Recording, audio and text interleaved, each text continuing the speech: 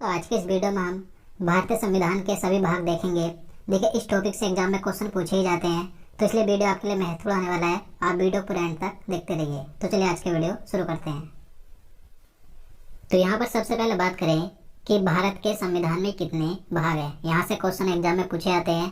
तो देखिए, भारत के मूल संविधान में 22 भाग हैं, लेकिन बाद में समय समय पर संविधान संशोधन के द्वारा भारतीय संविधान में भाग 4A, 9A, 9B और 14A को जोड़ा गया था, और जो भाग 7 था इसे समाप्त यानी कि इसे निरस्त कर दिया गया था।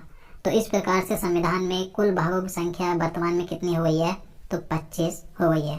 तो अगर आपसे क्वेश्चन पूछा जाए कि भारत के मूल संविधान में कितने भाग हैं, तो 22 है, और इन सभी को लगाकर टोटल भागों की संख्या कितनी है, तो 25 है। अब यहाँ पर बात करें भाग 1 की। तो भारतीय संविधान का जो भाग 1 है, इसमें क्या है, संघ और उसके राज्य क्षेत्र, जो कि अनुच्छेद 1 से 4 तक है। यानी कि भाग 1 में है कि भारत जो है राज्यों का संघ है। इसमें नए राज्यों की स्थापना, नए राज्यों का प्रवेश, उनके सीमा क्षेत्र के बारे में भाग 1 में बताया गया है। इसके बाद भाग 2 में है नागरिकता, जो कि अनुच्छेद 5 से 11 तक है। आप सभी जानते हैं कि भारत में एकल नागरिकता का प्रावधान है। तो भारत में किस प्रकार से किस व्यक्ति को नागरिकता दी जा सकती है, किस प्रकार से समाप्त हो सकती है, तो ये सभी नागरिकता संबंधित प्रावधान भाग 2 में किए गए हैं, जो कि अनुच्छेद 5 से 11 तक हैं। इसके बाद है भाग 3। तो देखिए, भारतीय संविधान के भाग 3 की बात करें तो भाग 3 में मौलिक अधिकारों को रखा गया है। यानी कि फंडामेंटल राइट्स किस भाग में है, तो भाग 3 में है। मौलिक अधिकार अनुच्छेद 12 से 35 तक हैं। अब देखिए, मौलिक अधिकारों की बात करें तो भारतीय संविधान में मौलिक अधिकारों को संयुक्त राज्य अमेरिका के संविधान से लिया गया है। और देखिए, वर्तमान में भारतीय संविधान में 6 मौलिक अधिकार हैं। देखिए, पहले 7 मौलिक अधिकार थे, लेकिन अब वर्तमान में कितने हैं, तो 6 हैं। अब जो एक मौलिक अधिकार था, जो कि संपत्ति का अधिकार था, इसे 1978 में 44वें संविधान संशोधन के द्वारा मौलिक अधिकार से हटाकर संपत्ति का अधिकार बना दिया गया था, जिसे कि अनुच्छेद 300 के ए में रखा गया है। तो याद रखना है। इसके बाद है भाग 4। तो देखिए, भारतीय संविधान के भाग 4 में राज्य के नीति निर्देशक तत्व को रखा गया है, जो कि अनुच्छेद 36 से 51 तक है। तो राज्य के नीति निर्देशक तत्व किस भाग में है, भाग 4 में। और देखिए, इन्हें भारतीय संविधान में कहाँ से लिया गया है, यानी कि राज्य के नीति निर्देशक तत्वों को किस देश के संविधान से लिया गया है, तो इन्हें आयरलैंड के संविधान से लिया गया है। इसके बाद है भाग 4 का ए, यानी कि इसे हम 4 का क भी कह सकते हैं। तो भाग 4 के ए में क्या है, मूल कर्तव्य, यानी कि जो मौलिक कर्तव्य हैं, ये भाग 4 के ए में है, और इन्हें अनुच्छेद 51 के ए में रखा गया है। देखिए, मौलिक कर्तव्यों की बात करें तो मौलिक कर्तव्यों को संविधान में स्वर्ण सिंह समिति की सिफारिश पर 1976 में 42वें संविधान संशोधन के द्वारा जोड़ा गया था। देखिए, मूल कर्तव्य पहले मूल रूप से 10 थे, लेकिन वर्तमान में अब इनकी संख्या कितनी है, तो 11 है। वर्तमान में मूल कर्तव्य की संख्या है 11 है। अब जो 11वां मूल कर्तव्य था, ये 2002 में 86वें संविधान संशोधन के द्वारा जोड़ा गया था। अब देखिए, कई बार एग्जाम में ये भी पूछा जाता है कि जो 11वां मूल कर्तव्य है वो कौन सा है, तो 6 वर्ष से 14 वर्ष की आयु तक के सभी बच्चों को निःशुल्क शिक्षा का प्रावधान, तो ये 11वां मूल कर्तव्य जोड़ा गया था। और देखिए, बात करें भारतीय संविधान में मूल कर्तव्य को किस देश के संविधान से लिया गया है, तो इन्हें रूस के संविधान से लिया गया है। तो इसके बाद बात करें भाग 5 की। तो देखिए, भाग 5 में संघ की बात की गई है, जो कि अनुच्छेद 52 से 151 तक है।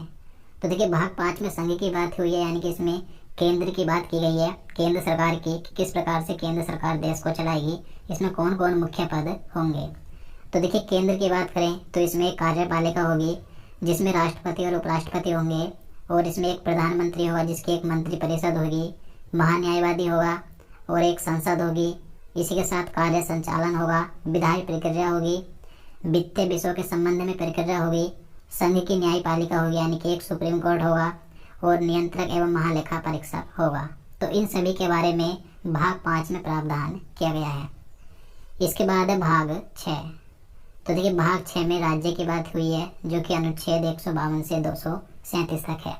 भाग 6 में राज्य की बात करें तो इसमें देखिए, राज्य के विधानमंडल की बात की गई है, राज्य के राज्यपाल, मुख्यमंत्री, मुख्यमंत्री की मंत्रिपरिषद, और हाई कोर्ट की बात हुई है, महाधिवक्ता, तो इन सभी के बारे में भाग 6 में प्रावधान किए गए हैं, जो कि अनुच्छेद 152 से 237 तक हैं।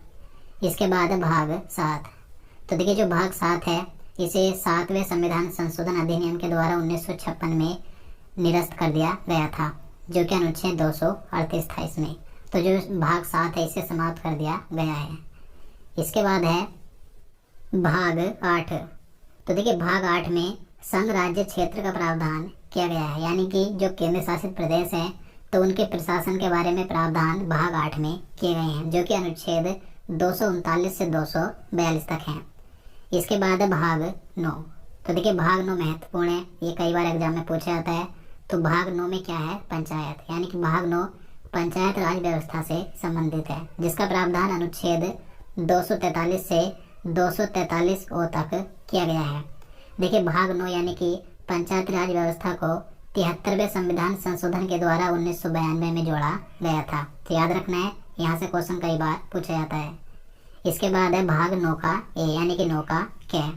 तो देखिए भाग 9 के ए में क्या है, नगर पालिकाएं, यानी कि भाग 9 का ए नगर पालिकाओं से संबंधित है, जिसका संबंध अनुच्छेद 243 के पी से 243 के जेड तक है। देखिए भाग 9 के ए को संविधान में 74वें संशोधन अधिनियम 1993 द्वारा जोड़ा गया था। अब इसके बाद है भाग 9 का बी, यानी कि 9 का ख। तो देखिए भाग 9 का बी ये सहकारी समितियों से संबंधित है, जिसका संबंध भी अनुच्छेद 243 से है। देखिए भाग 9 के बी को 97वें संविधान संशोधन अधिनियम 2011 द्वारा भारत में काम कर रही सहकारी समितियों के संबंध में जोड़ा गया था। तो भाग 9 का ख यानी कि 9 का बी किससे संबंधित है, यानी कि इसमें क्या है, सहकारी समितियां। इसके बाद आगे बात करें तो इसके बाद है भाग 10। तो भाग 10 में है अनुसूचित और जनजाति क्षेत्र, जो अनुच्छेद 244 से 244 ए तक हैं। तो देखिए भाग 10 में अनुसूचित तथा जनजातीय क्षेत्रों के, यानी कि एससी और एसटी जनजातीय क्षेत्रों के प्रशासन के विषय में उपबंध किए गए हैं। इसके बाद है भाग 11। तो देखिए भाग 11 में है संघ और राज्यों के बीच संबंध, जो कि अनुच्छेद 245 से 263 तक हैं। तो भाग 11 में है संघ और राज्यों के बीच संबंध। देखिए इसमें संसद द्वारा और राज्यों के विधानमंडलों द्वारा बनाई गई शक्तियों का विवरण किया गया है। इसके बाद आगे बात करें तो भाग 12 में है वित्त, संपत्ति, संविधाएं और बाद, जिसका वर्णन अनुच्छेद 264 से 300 के ए तक किया गया है। यानी कि देखिए भारतीय संविधान के भाग 12 में वित्त आयोग के गठन का प्रावधान किया गया है, और जो संपत्ति संबंधी प्रावधान है तो वे सभी भाग 12 में किए गए हैं। जैसे कि अनुच्छेद 300 के ए में क्या है, तो जो संपत्ति का अधिकार है तो वो कानूनी अधिकार है, तो ये सभी भाग 12 में है। इसके बाद है भाग 13। तो देखिए भाग 13 में भारत के राज्य के भीतर व्यापार, वाणिज्य और समागम, तो ये सभी प्रावधान अनुच्छेद 301 से 307 तक भाग 13 में किए गए हैं। इसके बाद है भाग 14। तो देखिए भाग 14 में संघ और राज्यों के अधीन सेवाएं का प्रावधान किया गया है, यानी कि जो केंद्र में और राज्यों में अधिकारी अपनी सेवाएं देते हैं तो उनका प्रावधान भाग 14 में किया गया है, जो अनुच्छेद 308 से 323 तक है। इसके बाद है भाग 14 का ए। तो भाग 14 के ए में क्या है, अधिकरण, जो अनुच्छेद 323 ए से 323 बी तक है। अब इसके बाद है भाग 15। तो देखिए भाग 15 महत्वपूर्ण है, ये कई बार पूछा जाता है।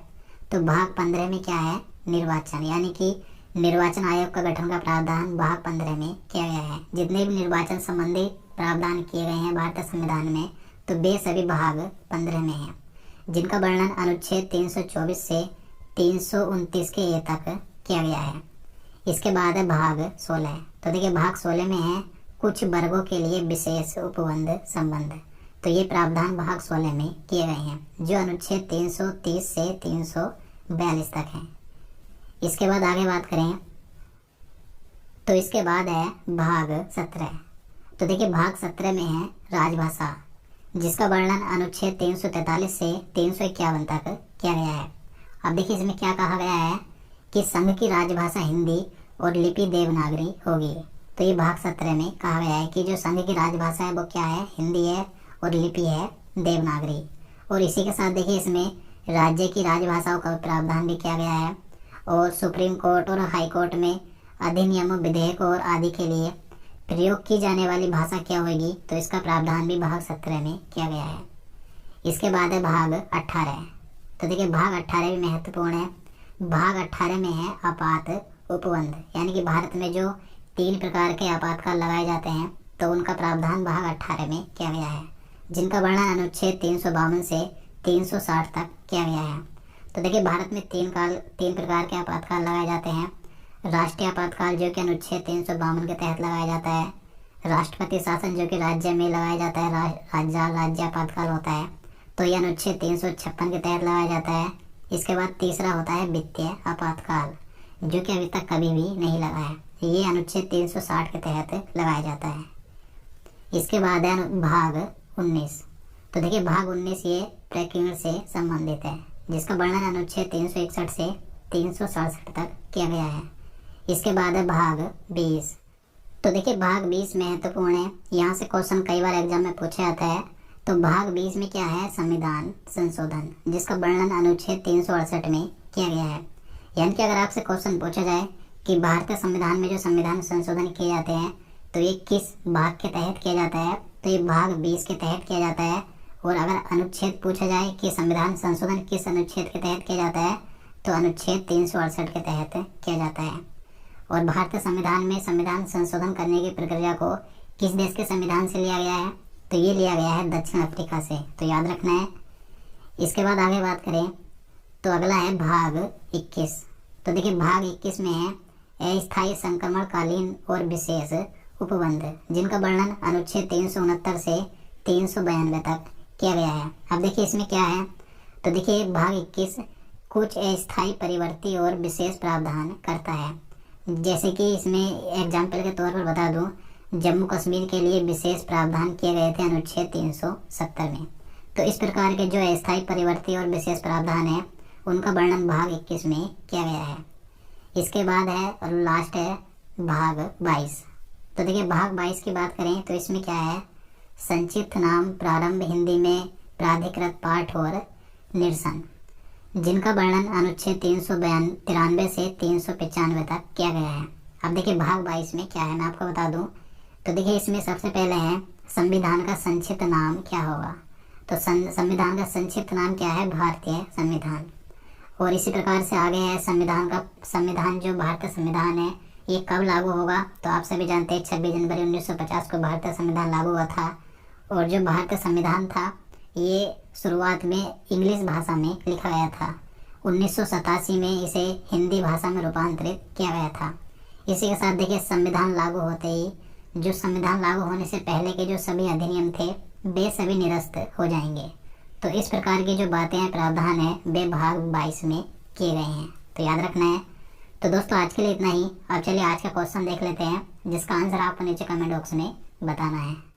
तो आपके लिए आज का क्वेश्चन है, आत्मीय सभा की स्थापना किसने की थी, तो इसका आंसर आपको नीचे कमेंट बॉक्स में बताना है। मैं आपको तो दोस्तों आज के लिए इतना ही। उम्मीद करता हूँ आपको वीडियो पसंद आया। अगर आपको वीडियो अच्छा लगा हो, आपके लिए हेल्पफुल हो, तो प्लीज़ वीडियो को लाइक और शेयर करना, साथ ही चैनल को भी सब्सक्राइब कर लेना। तो चलिए मिलते हैं नेक्स्ट वीडियो में। जय हिंद, जय भारत।